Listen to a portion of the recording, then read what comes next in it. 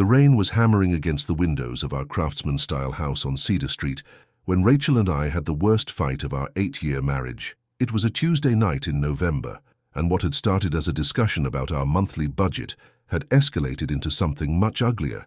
"You never listen to me, David," Rachel's voice cracked as she stood in our living room, her dark hair falling loose from the ponytail she'd worn to her job at the marketing firm downtown.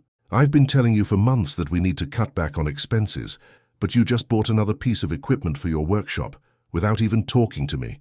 I set down my beer harder than necessary, the sound echoing in our open-concept kitchen. "It's a router, Rachel, for my woodworking business. You know, the business that's been bringing in extra income for the past 2 years.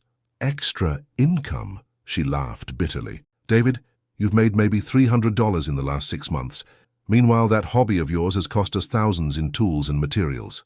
The word hobby hit me like a slap. I'd been laid off from my engineering job at Nike 8 months ago, and the woodworking had become more than just a way to pass time. It was my attempt to build something meaningful, to feel useful again, while I searched for a new position. "It's not a hobby," I said, trying to keep my voice level. "It's a business. Just because it's not profitable yet doesn't mean what? That we can't afford groceries? That I have to work overtime just to make ends meet while you play with wood in the garage?" The unfairness of that statement made my temper flare. "Play with wood? I'm trying to build something here, Rachel. I'm trying to create a future for us." "No, you're trying to avoid reality. You've been trying for 8 months, David. When are you going to accept that maybe it's time to take any job you can get?" I stood up from the kitchen island, my hands clenched into fists. "Like what? Stocking shelves at Target? Flipping burgers? If that's what it takes, yes. At least it would be honest work that actually pays the bills." The words hung in the air between us like a physical presence. I could see the moment Rachel realized she'd gone too far, but the damage was done. "Honest work?" I repeated quietly. "So what I'm doing isn't honest?" "David, I didn't mean—" "You know what? Forget it. I'm done talking about this." I grabbed my jacket from the back of the chair and headed for the door. "Where are you going?" "Out. Somewhere I don't have to listen to how much of a failure I am." "David, wait."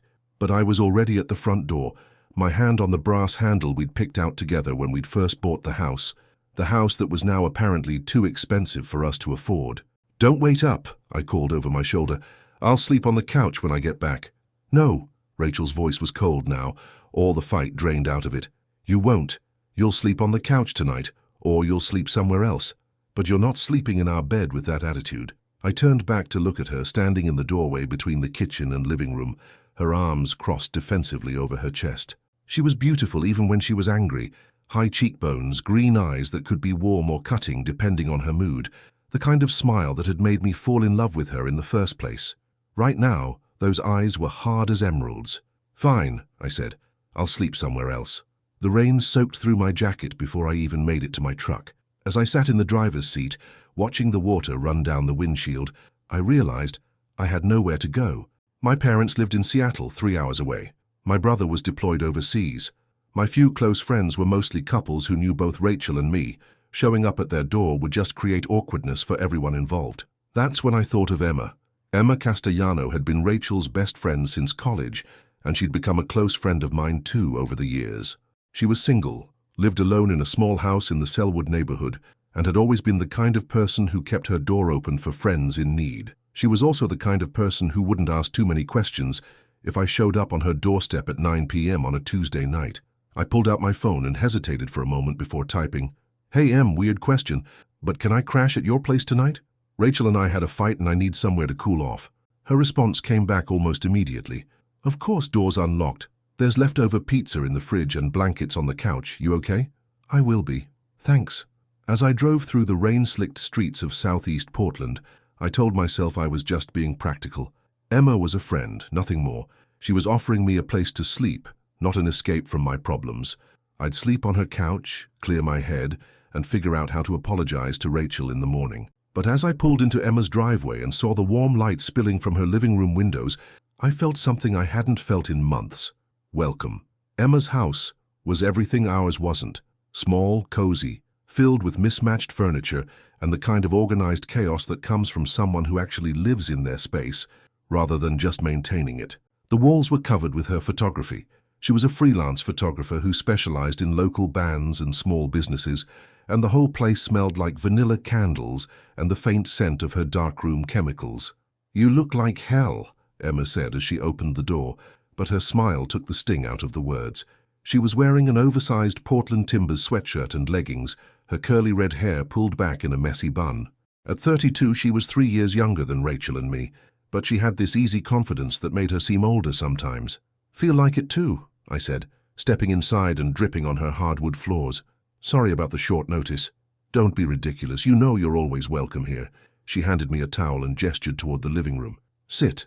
I'll get you something to drink. Beer? Wine? Something stronger?" "Beer would be great." I settled onto her couch, a deep blue sectional that had seen better days but was comfortable as hell, and looked around. The last time I'd been here was for her birthday party 3 months ago. Rachel and I had come together, and we'd seemed happy then. Or at least we'd seemed like we were pretending to be happy, which was close enough. Emma returned with 2 bottles of Deschutes IPA and curled up on the other end of the couch, tucking her feet under her. "So," she said, "want to talk about it?" I took a long pull from my beer and considered the question. Emma had always been easy to talk to. She was one of those people who listened more than she spoke, who asked the right questions without being pushy. We fought about money. Again, I rubbed my temples, feeling the beginning of a headache. She thinks I'm wasting time with the woodworking business. Thinks I should just take any job I can get. "And you think she's wrong?" I looked at her, surprised by the question. "Don't you?" Emma shrugged. "I think you're both scared, and scared people say things they don't mean." She called my work a hobby, said I was playing with wood while she worked overtime to pay our bills. Ouch. Yeah, ouch. I took another drink. The thing is, she's not entirely wrong. I haven't made much money at it yet, and I know she's been stressed about finances since I got laid off. But it's not just about the money, it's about, I don't know, purpose, I guess. When I was working at Nike, I was just another engineer in a cubicle. The woodworking makes me feel like I'm creating something that matters. Emma nodded slowly. I get that. It's like my photography. I could make more money doing wedding photography full-time, but I love shooting bands, even if it doesn't pay as well. Exactly. I felt a rush of relief at being understood. Rachel used to get that. When I first started, she was so supportive. She'd come out to the garage and look at what I was working on, ask questions about the process. But lately she's been worried about the mortgage and the car payments and all the practical stuff. Right. And I understand that, I really do. But I just wish she could see that this isn't just me avoiding responsibility. It's me trying to build something for us. Emma was quiet for a moment, picking at the label on her beer bottle. "Can I ask you something?" "Sure." "When's the last time you and Rachel did something together? Just the two of you for fun?" I started to answer, then stopped. Honestly, I can't remember. Months, maybe. "David, I love you both, but you guys have been growing apart for a while now. Even before you got laid off." The observation hit me harder than I expected. "What do you mean?" "I mean, you used to be a team. You used to laugh together, go on adventures, make plans. Lately, when I see you two together, it's like you're roommates who happen to be married." I wanted to argue with her, but I couldn't. She was right. Rachel and I had been living parallel lives for months, maybe longer. We'd been so focused on our individual struggles that we'd forgotten how to struggle together. "I don't know how to fix it," I said quietly. "Maybe start by going home and apologizing for walking out." She told me not to come back tonight. She was angry. People say things when they're angry. I looked at Emma, sitting there in her comfortable living room, offering me practical advice and genuine concern. She'd always been like this, the friend who saw things clearly, who could cut through the drama to the heart of the matter. "What if I don't want to go back?" The words came out before I could stop them. Emma's expression grew serious. "David, I'm not saying I want to leave Rachel. I'm just saying, what if I stayed here tonight and tomorrow night and the night after that? What if I just took a break from being the guy who disappoints his wife every day?" "You can't run away from your problems." "I'm not running away. I'm just taking a different perspective." Emma set down her beer and turned to face me fully. "Okay, but what happens when Rachel calls me tomorrow asking where you are? What happens when she finds out you're staying here instead of working things out with her?" I hadn't thought about that. "I don't know. David, I'm your friend. I'm Rachel's friend. I don't want to be in the middle of your marriage problems." "You're not in the middle of anything. You're just letting a friend crash on your couch." But even as I said it, I knew it wasn't that simple. Emma knew it too. So I could see it in her eyes, the recognition that this was more complicated than just a friend helping a friend. "One night," she said finally, "you can stay here tonight, but tomorrow You need to go home and talk to your wife. Okay, I agreed. One night. But as I settled onto her couch later that evening, listening to the rain continue to fall outside and Emma moving around in her bedroom upstairs, I found myself hoping that one night would turn into more. I woke up on Emma's couch to the smell of coffee and bacon, and for a moment I forgot where I was. Sunlight was streaming through her living room windows, and I could hear her moving around in the kitchen, humming softly to herself. "Morning, sleepyhead," she called out when she heard me stirring. "Coffee's ready." I sat up, my back protesting from a night on the couch, and checked my phone.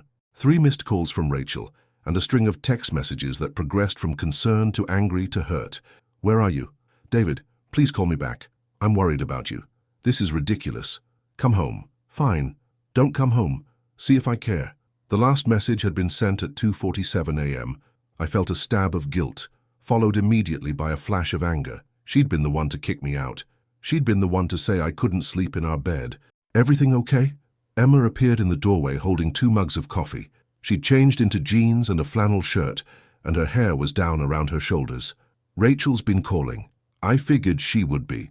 Emma handed me a mug and sat down on the coffee table facing me. "You should call her back." "I know, but I didn't reach for my phone. Instead, I took a sip of coffee. It was perfect, the way Emma always made it. Strong, but not bitter. "Did you make breakfast?" "Bacon and eggs." "Nothing fancy." She studied my face. "David, you can't avoid this forever." "I'm not avoiding it, I'm just taking some time to think. Thinking is good. But Rachel doesn't know you're thinking. She just knows you disappeared." I set down my coffee mug and ran my hands through my hair. What am I supposed to say to her? "Sorry I left, but you were right about everything and I'm a failure?" "You're not a failure, aren't I?" I looked at Emma, this woman who'd built a successful photography business from nothing, who owned her own home, who seemed to have her life figured out. "I'm 35 years old, unemployed, and sleeping on my friend's couch because I can't handle an argument with my wife. You're 35 years old, temporarily between jobs, and staying with a friend because you and your wife are going through a rough patch. It's all about perspective." I couldn't help but smile at that. "When did you become so wise?" "I've always been wise. You've just been too married to notice." There was something in her tone that made me look at her more carefully. She was smiling, but there was something else in her eyes, something I couldn't quite identify. What's that supposed to mean? Emma stood up and walked to the window, looking out at her small backyard. Nothing. Just, sometimes it's easier to see things clearly when you're not in the middle of them. "Emma?" She turned back to me, and I saw something in her expression that made my chest tighten. "What? What did you mean about me being too married to notice?" For a moment she looked like she was going to deflect, make a joke, change the subject. Then she sighed and sat back down, but this time on the couch next to me instead of on the coffee table. "David, can I tell you something? And can you promise not to make it weird?" "Okay. I've had feelings for you for years. Since before you married Rachel. Since college, actually." The words hit me like a physical blow. I stared at her, trying to process what she'd just said. "Emma, I know it's complicated. I know you love Rachel. I know you're married. But when you showed up here last night looking so lost and hurt, I couldn't pretend anymore. Why are you telling me this now? Because maybe this is my chance. Maybe this is the universe giving me an opportunity to tell you how I feel before you go back to your life, and I go back to being the friend who's always there but never considered." I felt like the room was spinning. "You've never said anything." "Of course I haven't. You were with Rachel. You were happy with Rachel. I wasn't going to be the friend who tried to break up a marriage. And now?" Emma looked at me with those clear brown eyes, and I saw years of hidden feelings there. "Now you're here, and Rachel isn't." The rational part of my brain was screaming at me to get up, to leave, to go home to my wife and pretend this conversation had never happened. But the part of me that had been feeling unwanted and unappreciated for months was listening to Emma's words and feeling something I hadn't felt in a long time, desired. "Emma, I'm married." "I know. I'm not asking you to leave Rachel. I'm just asking you to consider that maybe there's something here worth exploring." She reached out and touched my hand, and I felt an electric shock run up my arm. I should have pulled away. I should have stood up and walked out. Instead, I found myself turning my hand over so our palms were touching. "This is crazy," I said. "Is it? Or is it just honest?" I looked at her, really looked at her, and saw not just Rachel's friend, not just the woman who'd been in the background of my life for years, but someone who was beautiful and kind, and who was looking at me like I was worth something. I don't know what to do, I admitted. You don't have to do anything, just don't go home yet. Stay here today. Let me show you what it feels like to be appreciated. My phone buzzed with another text from Rachel, but I didn't look at it. Instead, I found myself leaning closer to Emma, drawn by the warmth in her eyes and the promise of something that felt like escape. Just today? I asked. Just today, she agreed. But we both knew it was a lie. I should have gone home. I should have called Rachel, apologized, and worked through our problems like married people do. Instead, I spent the day with Emma, and with every hour that passed, the line between right and wrong became blurrier. We started innocently enough. Emma had a photo shoot that afternoon with a local coffee roaster, and she asked if I wanted to come along. I'd always been interested in her work, but Rachel had never shown much enthusiasm for my questions about photography, so I'd stopped asking. I could use an assistant, Emma said, as we loaded her camera gear into her Honda Civic. Someone to carry lights and look handsome in the background. The coffee roaster was a small operation in southeast Portland, run by a guy named Marcus who'd been roasting beans in his garage for 5 years before finally opening a storefront. Emma moved around the space with confident ease, setting up shots, adjusting lighting, talking to Marcus about his process with genuine interest. I found myself mesmerized watching her work. She had this way of making everyone comfortable, of finding the perfect angle to capture not just what something looked like, but what it felt like. When she asked me to hold a reflector, I felt useful in a way I hadn't in months. You're good at this, I told her as she packed up her equipment. Thanks, I love it. She looked at me with a smile that made my stomach flip. It's nice to have someone appreciate it. The implication was clear. Rachel had always been polite about Emma's work, but she'd never been particularly interested in it. She saw it as a hobby that happened to pay, not as art or passion. Rachel appreciates it, I said, but my voice lacked conviction. Does she? When's the last time she asked to see your furniture pieces? When's the last time she came to one of my shows? I couldn't answer because I couldn't remember. Rachel had been so focused on practical concerns, bills, mortgage, groceries, that she'd stopped seeing the beauty in things that didn't have immediate monetary value. That's not fair, I said, but I was defending her more from habit than conviction. Isn't it, though? Emma stopped packing and looked at me directly. David, when's the last time Rachel looked at you the way you were looking at me while I was shooting? The question hit me like a punch to the gut because I knew the answer. I couldn't remember the last time Rachel had looked at me with admiration, with pride, with the kind of appreciation that made me feel like I was worth something. She's been stressed, I said weakly. She's been taking you for granted. We drove back to Emma's house in relative silence, but it wasn't uncomfortable. It was charged, electric, full of things we weren't saying but both understood. I should call Rachel, I said as we pulled into her driveway. Should you? She's probably worried. Is she, or is she angry? I pulled out my phone and saw 6 more missed calls, a dozen text messages. The most recent one read, "If you don't call me back by 5 p.m., I'm calling the police." It was 4:47. She's threatening to call the police, I said, showing Emma the message. Emma read it and raised an eyebrow. Dramatic much? She's worried about me. She's trying to control you. I stared at the message, and suddenly I felt angry. Rachel knew exactly where I was. She could have called Emma's house, could have driven over, could have done any number of things to check on me. Instead, she was making ultimatums and threats. You know what? I said, turning off my phone. Let her call the police. I'm not missing, I'm not in danger, I'm just not ready to go home yet. Emma smiled, and I saw something like triumph in her expression. Good for you. We ordered Thai food and ate it on her couch, talking about everything except the elephant in the room. Emma told me about her plans to expand her photography business, maybe open a small studio space. I told her about the custom dining table I'd been working on, the one Rachel had dismissed as another expensive hobby project. I'd love to see it, Emma said. Really?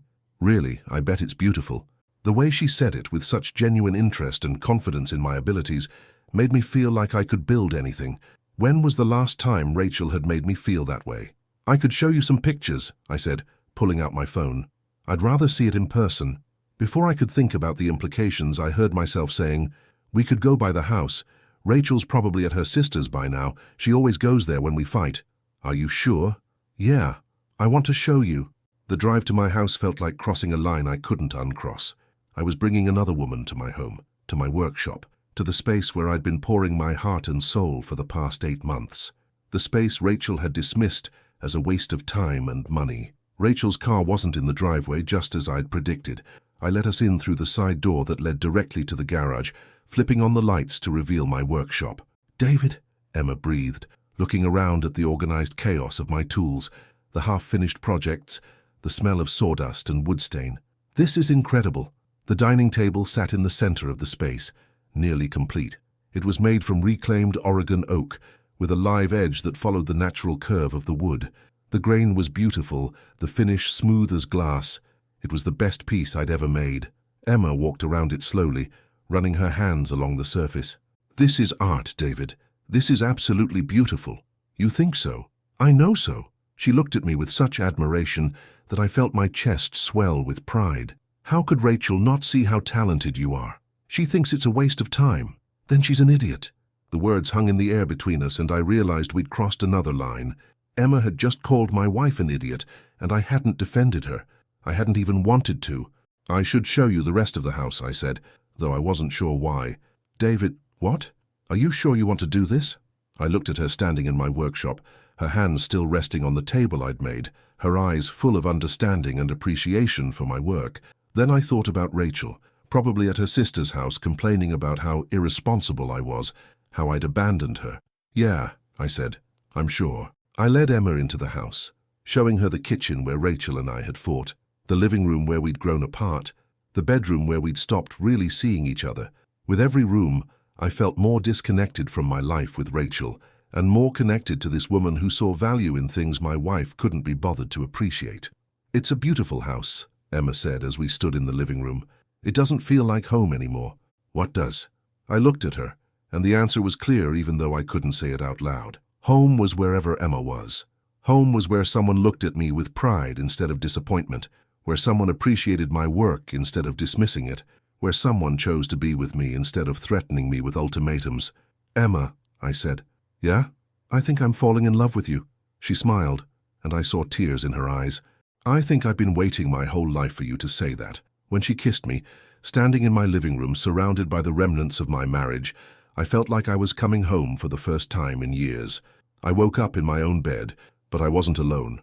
Emma was curled up beside me, her red hair spread across Rachel's pillow, the morning light filtering through the curtains we'd picked out together 5 years ago. For a moment, the sight was so surreal that I thought I was dreaming. Then reality hit me like a freight train.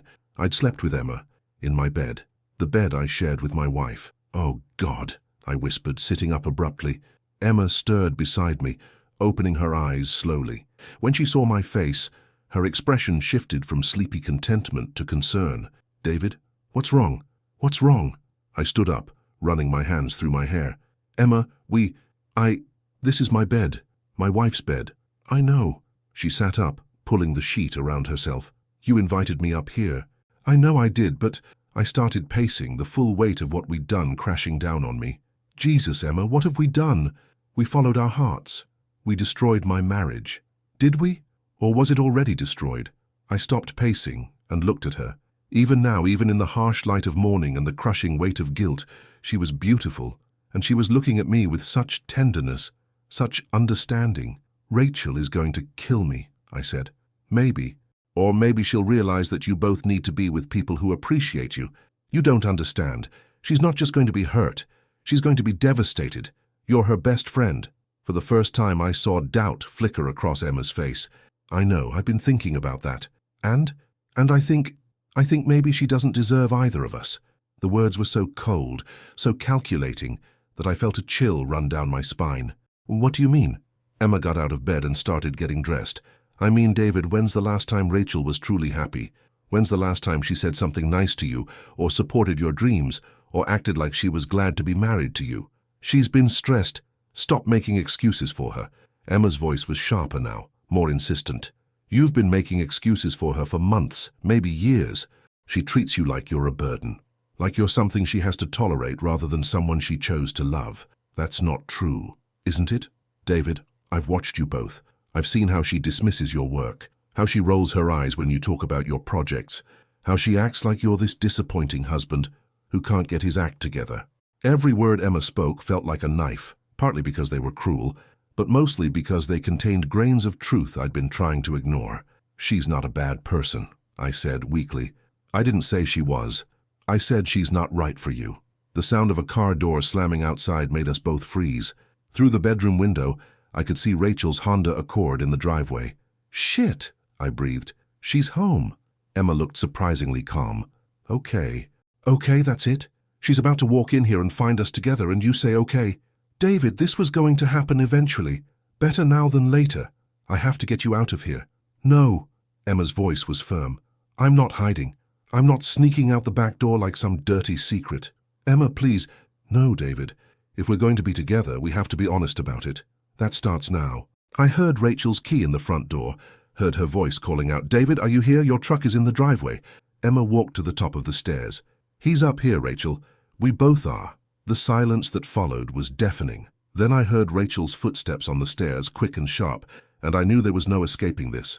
Rachel appeared in the bedroom doorway, and the look on her face was something I'd never seen before. A mixture of shock, hurt, and rage so intense it was almost physical. What the hell is going on here? Her voice was barely above a whisper, but it carried the weight of 8 years of marriage. Rachel, I started. Don't. She held up a hand, her eyes moving between Emma and me. Just don't. I can see what's going on here. Rachel, I'm sorry, Emma said, and I was surprised by the gentleness in her voice. I know this is hard. Hard? Rachel's voice rose. Hard? You're my best friend. You're in my bed, with my husband, and you think this is hard? I think this is honest, Emma replied. Honest? Rachel laughed, but there was no humor in it. You call this honest? Sneaking around behind my back, betraying me with my own husband? We didn't sneak around, Emma said. This just happened. Just happened? Rachel looked at me. David, did this just happen, or have you been planning this? Is this why you've been so distant, so angry all the time? I wanted to tell her it wasn't like that I'd never planned any of this. But looking at her now, seeing the pain in her eyes, I realized that in some ways it had been inevitable. Emma was right. I had been distant, angry, checking out of our marriage long before last night. I don't know, I said honestly. I think we've been growing apart for a long time. So you decided to solve that by sleeping with my best friend? I decided to be with someone who appreciates me. The words came out harsher than I'd intended, but they were true. Rachel's face crumpled, and I saw the hurt behind her anger. Someone who appreciates you, she repeated. David, I've been supporting you for 8 months. I've been working overtime to pay our bills while you played with wood in the garage. How is that not appreciating you? You called it a hobby. It is a hobby. You've made $300. It's not about the money. Then what is it about?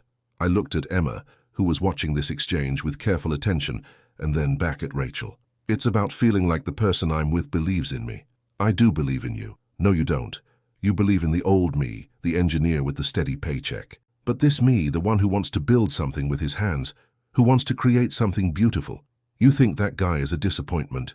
Rachel was crying now, and it broke my heart. David, I just want us to be secure. I want us to be able to pay our bills and save for the future. Is that so wrong? No, but it's not enough. And she is. Rachel looked at Emma with pure hatred. She's enough? She sees who I am and likes what she sees. She sees who you are and wants to take it from me. Emma stepped forward.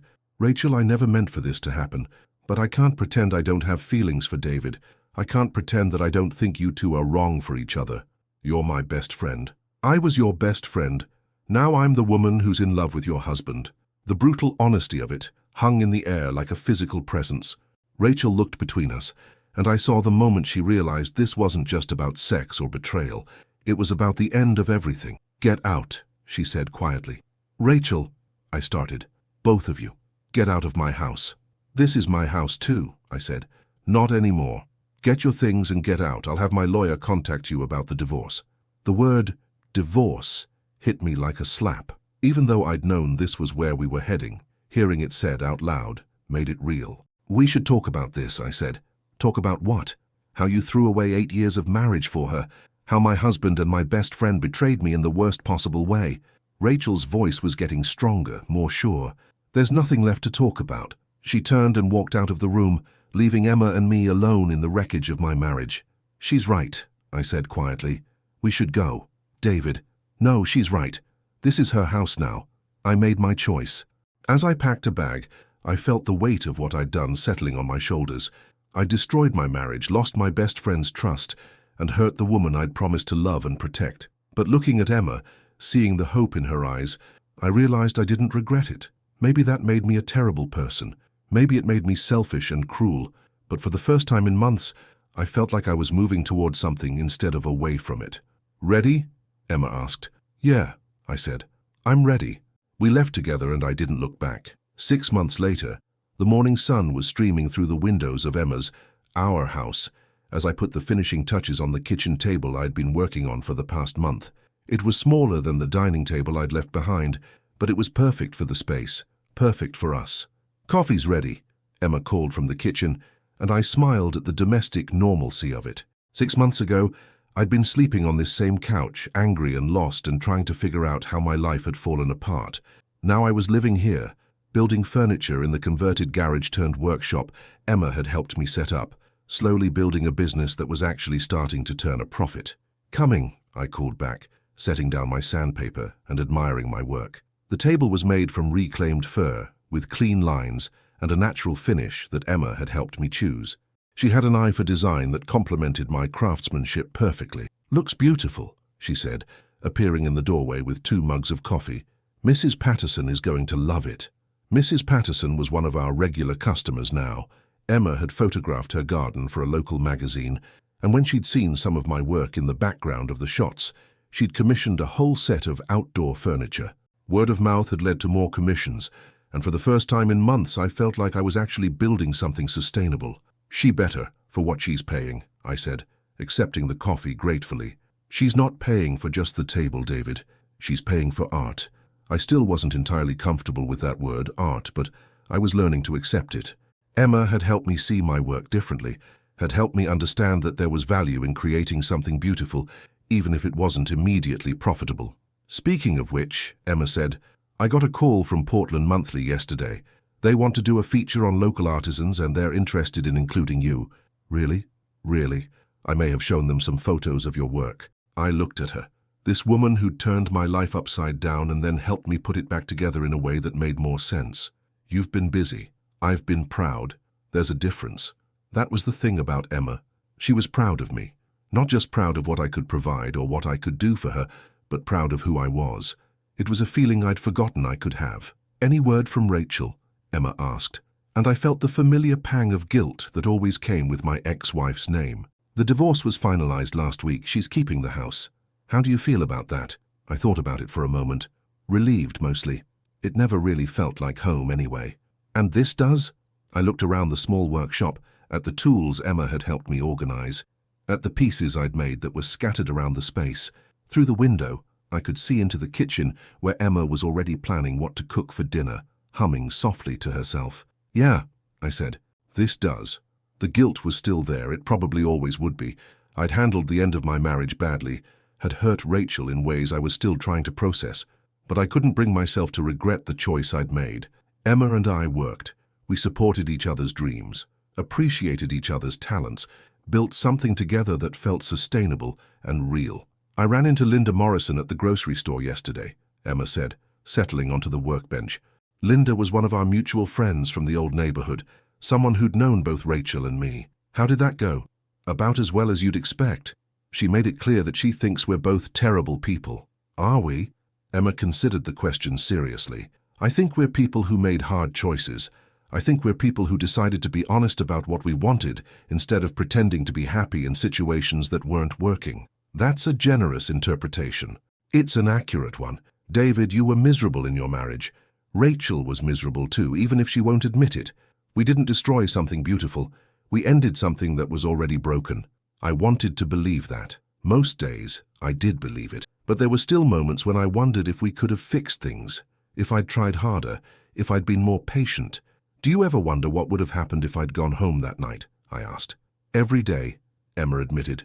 "But then I think about how you looked when you showed up at my door, lost and angry and so tired of being unappreciated, and I think about how you look now, and I know we made the right choice."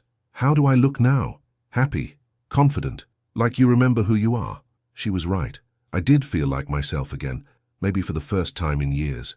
The man who'd been slowly disappearing under the weight of Rachel's disappointment and financial stress was back, creating things with his hands, building a business, building a life. I love you, I said, the words still feeling new and important. I love you too. My phone buzzed with a text message, and I glanced at it out of habit. It was from Rachel. Saw the article about your business in the paper. Congratulations. I'm glad you're happy. I showed the message to Emma, who read it with raised eyebrows. That's surprisingly mature of her, she said. Rachel's not a bad person. We just weren't right for each other. I know. I've always known that. I thought about the article Rachel had mentioned, a small piece in the local paper about emerging artisans in Portland. Emma had made it happen, had convinced the reporter to include me, had taken the photos that accompanied the story. It was the kind of support I'd never had in my marriage, the kind of partnership that made both people stronger. What do you want to do today? Emma asked. I want to finish this table. Then I want to take you out to dinner to celebrate. Celebrate what? Being happy, being together, being exactly where we're supposed to be. Emma smiled, and I saw the same contentment in her eyes that I felt in my chest. We'd gotten here through betrayal and heartbreak, through choices that had hurt people we cared about. But we'd gotten here, and that had to count for something. I can live with that, she said. As I went back to work on the table, I thought about the man I'd been 6 months ago, angry, lost, sleeping on a couch and wondering how his life had gotten so far off track. That man had made a choice to sleep somewhere else instead of going home to face his problems. It had been the right choice, even if it had been made for the wrong reasons. Sometimes the best things in life come from the worst decisions. Sometimes you have to break something before you can build something better. I was building something better now, one piece at a time.